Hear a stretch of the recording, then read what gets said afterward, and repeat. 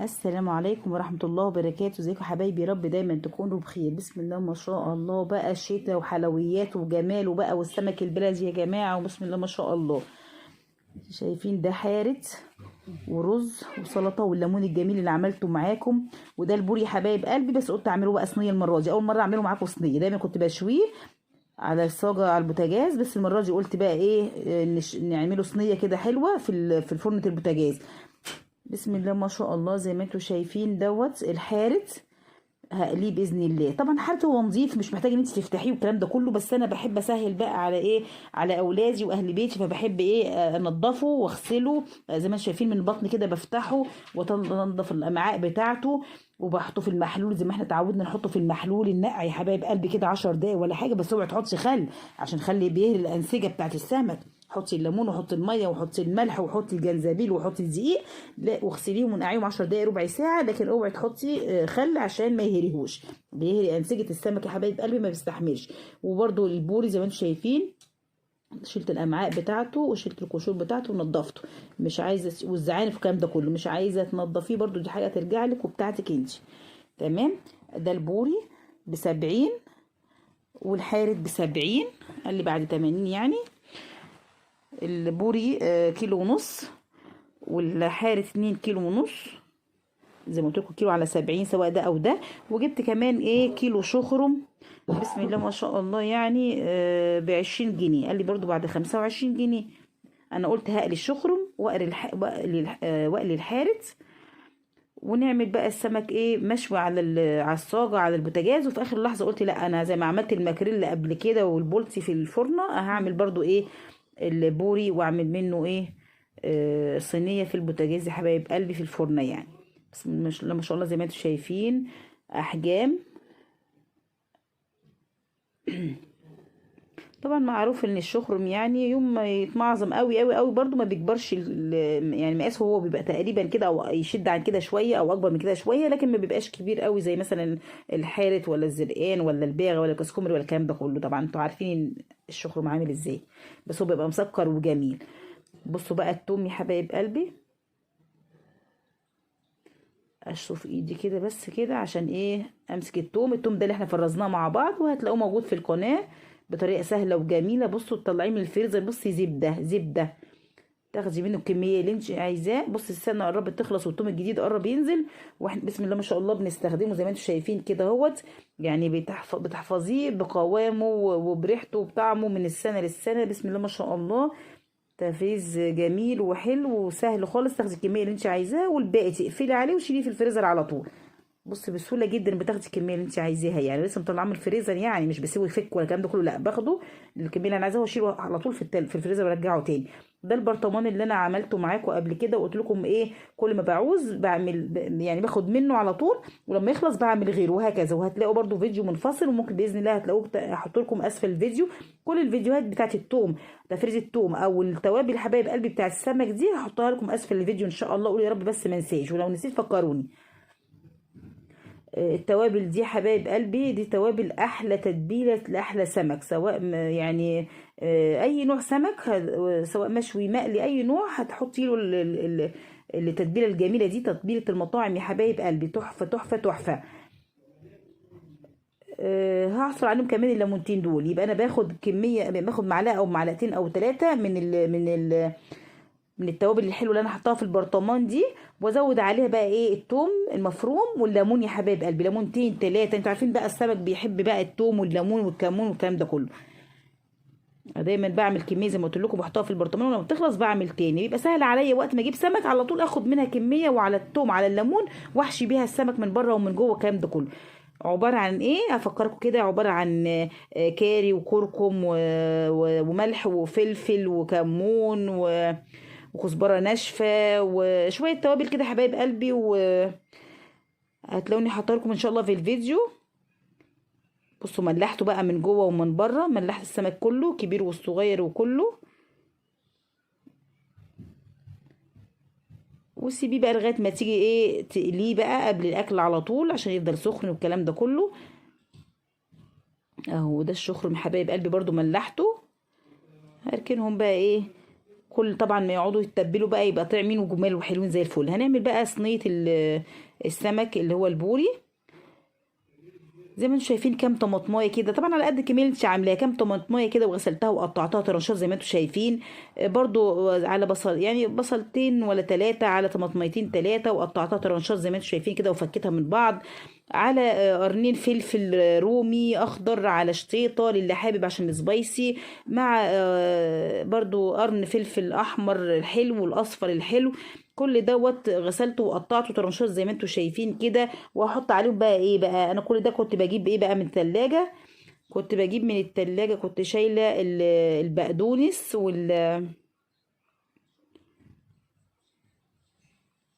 والكرفس يا حبايب قلبي. كان عندي شوية كرفس في الفريزر اهو. كرفس كنت غسلاه ومقطعاه وحطاه في الفريزر.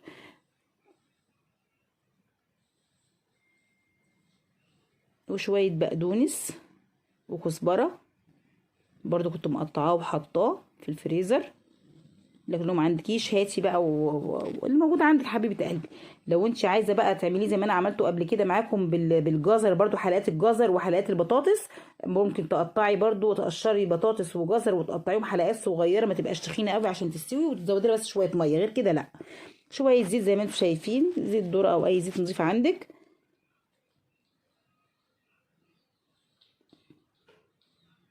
ونعصر برضو ليمون حبايب قلبي، ومعلقتين 3 خل كده.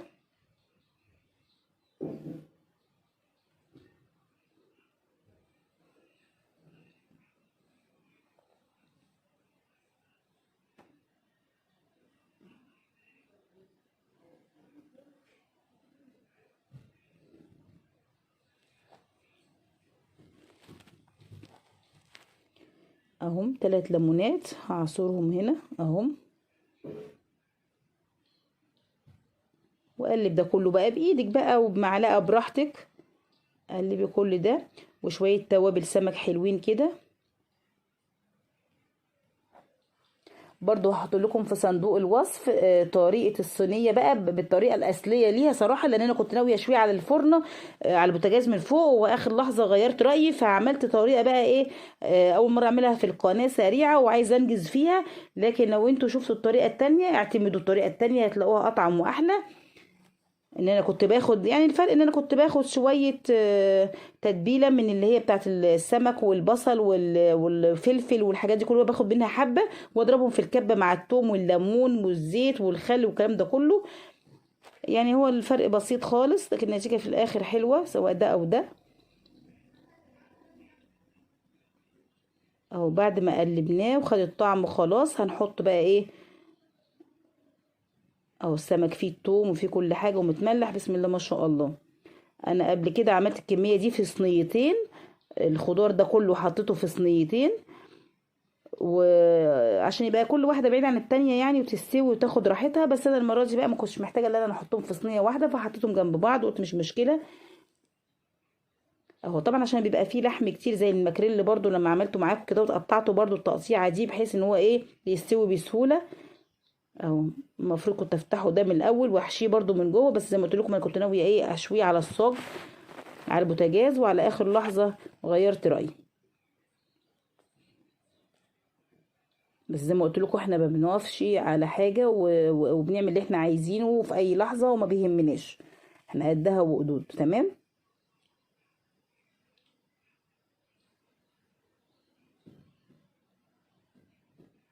وعلى الوش بقى رشه زيت ورشه ليمون.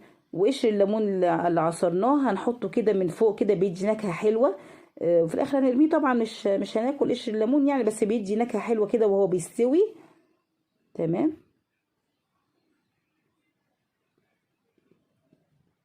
انا عملت معاكم الصينيه دي قبل كده بس بسمك الماكريل وكان خطير جدا.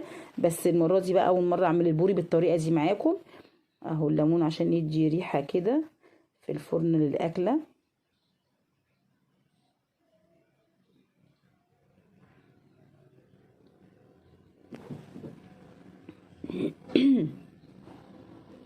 طبعا هحطها في الفرن، الفرن تبقى سخنه، وهحطه، يعني هحط الشبكه، هحطها على ايه من تحت خالص، يعني فوق الصاج على طول. يعني هحط الشبكه فوق الصاج على طول، او الرف فوق الصاجه، واخليها على درجه اعلى درجه في الفرن، اعلى درجه في الفرن. بصوا رشه الزيت بقى الحلوه دي اهو، رشه زيت كده ورشه ليمون، وهحطه على زي ما قلت لكم الشبكه تبقى او الرف فوق الصاج على طول على اعلى درجه، يعني لمده كده نص ساعه ولا حاجه. وبعد كده ايه هدوس تلاقي الخضار ينزل ميته والسمك ومش عارفه ايه وبتاع. وبعد كده ايه هخليه ايه على درجه 200، اخليه على درجه 200. بعد كده يعني قولوا بعد نص ساعه كده اخليه على درجه 200 لغايه ما يستوي خالص. تبص تلاقي الصوص اللي تحته بقى دوت ايه قل كده، الصوص قل كده والكلام ده كله. وبعدين هتشوفيها لو هي احمرت من فوق تمام، ما احمرتش ارفعيها بقى تحت الشوايه ثواني، وتخلي بالك هتاخد اللون اللي انت عايزاه. تمام. طبعا قلنا نعمل شويه رز بقى وكده اهو، رز الصياديه الجميل. انا عملت لكم برضه في فيديو منفصل، وهبقى احط لكم في الصندوق، يعني عملت لكم قبل كده في في فيديو منفصل، فهحط لكم في صندوق الوصف اسفل الفيديو باذن الله. هو بنحط شويه زيت، وبعدين نحط بصلايه ولا بصلتين كده مقطعينهم على ايدينا او في الكبه، واول ما يحمر ويدي اللون اللي انتم شايفينه ده نحط الميه، ولما تغلي نحط الملح والرز زي ما انتم شايفين. طب نحط ميه وملح قد ايه؟ انا دلوقتي مثلا انا عامله كيلو ونص رز، كيلو ونص، يعني انا كيلو ونص، يعني عندي كوبايه ربع كيلو، يعني 6 كوبايات، فحطيت 7 ميه. يعني ايه بقى 7 ميه؟ ليه؟ عشان انا حاطه 6 رز، يعني انا بزود كوبايه ميه على الرز. يعني الرز لو 4 كوبايات بحط 5 ميه، لو 6 كوبايات رز يبقى 7 ميه، بزود كوبايه ميه على عدد كوبايات الرز اللي انت هتشتغلي بيه. تمام. وطبعا لما يغلي خالص ويتشرب هتوطشي عليه شمعه زي اي رز بتعمليه. طبعا زي ما انتم شايفين دلوقتي بنتي وحبيبتي بتساعدني. الدقيق ده عبارة عن ايه؟ الكفر ده اللي هنقلي بيه عبارة عن دقيق، مثلا كوبايتين دقيق وكوباية نشا، وحاطه شويه توابل من توابل السمك حبايب قلبي ومقليه. طبعا الزيت نظيف زي ما انتم شايفين، واول ما يسخن هنسقط فيه بقى ايه السمك. ده الشخرم، وده ايه الحارت. وانا هبتدي بالحارت يا حبايب قلبي، هقلي الحارت الاول. تمام. طبعا الزيت لما يبقى نظيف كده يبقى السمكه كده لونها ذهبي وجميل. طبعا ليه حطينا دقيق؟ ده عشان الكفر وعشان القليه. طب وليه حطينا نشا؟ عشان يبقى مقرمش كده من بره وكريسبي وجميل ومستوي من جوه زي الفل وطري. تمام. ولو مش عايزه تحطي شويه توابل من بتاعه السمك في الدقيق مفيش مشكله، احنا كده كده متبلين وزي الفل. بس انا بحط يعني كده هبابه زي ما بيقولوا، حبه كده بزود الطعم كده، مفيش اي مشكله خالص. يا دوبك الزيت سخن رحنا حاطينا السمك، وزي اي حاجه بتقليها، بطاطس، بتنجان، فلفل، بانيه، اي حاجه بتقليها حبيبه قلبي بتحتاجي ان انتي تاخدي وش، وبعدين بتقلبيها على الجنب التاني وهكذا. طبعا بنطلعها على مناديل، على طبق فيه مناديل ومطبخ عشان بيشرب اي زيت زياده مثلا، زي اي حاجه بنقليها.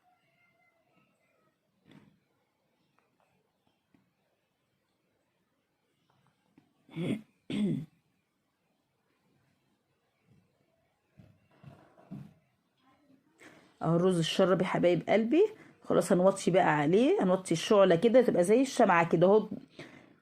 لان لو انت عندك شياطه حطي، بس انا عشان ما شاء الله الحلل بتاعتي جرانيت فما بحتاجش ان انا احط شياطه، كنت بحطها للالمونيا زمان، لكن دلوقتي احنا بنوطي خالص كده والحمد لله رب العالمين. بتخلي بالك اهو يا حبايب قلبي، اول ما ياخد لون تديه على الجنب التاني. اهو ابني كان بيساعدني ما شاء الله، ربنا يصلح حاله ويكرمه يا رب ويبارك فيه. اهو طلعنا كده ما شاء الله، يعني عملنا صينيتين اهو طلعناها. الكبيره كنت قسمها نصين زي ما انتم شايفين كده على قد الايه الصينيه، لان الطاسه الآلية يعني الحرتايه كان في كام واحده كده كبار زي ما قلت لكم في الاول، كبار على الطاسه، فقسمتها بالنص عشان خاطر ايه اعرف احطها والصينيه تاخدها. فقسمتها زي ما انتم شايفين كده. بسم الله ما شاء الله. عملنا جزء ولسه بنقلي الباقي.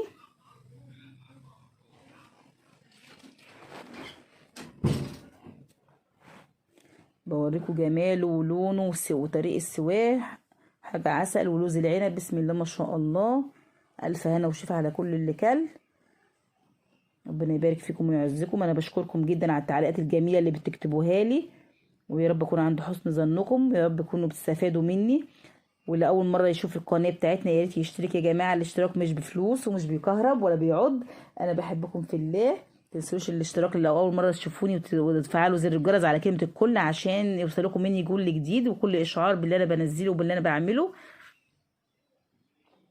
الله الله الله على السلطة الجميلة الحلوة اللي احنا عاملينها. وقلنا دايما بنحط البنجر عشان حديد، واللي هي الكابوتشو اللي هو الخس والطماطم بقى والخيار والفلفل الالوان عشان الحلو للمناعة. كل اللي موجود عندك حبيبة قلبي حطيه.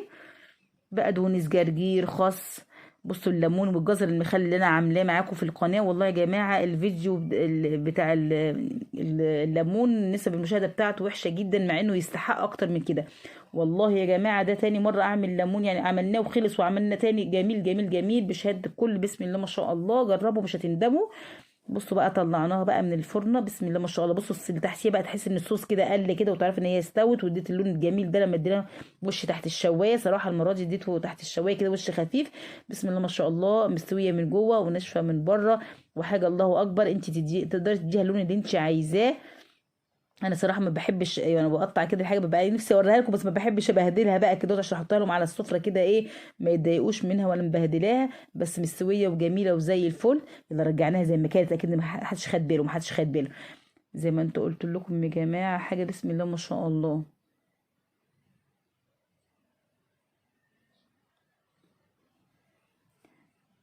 بص يا جماعه، طعم طعامه والله جميل، جمال ملوش مثال، حاجه كده تحفه. وبحاجه بقى من غير دخان بقى.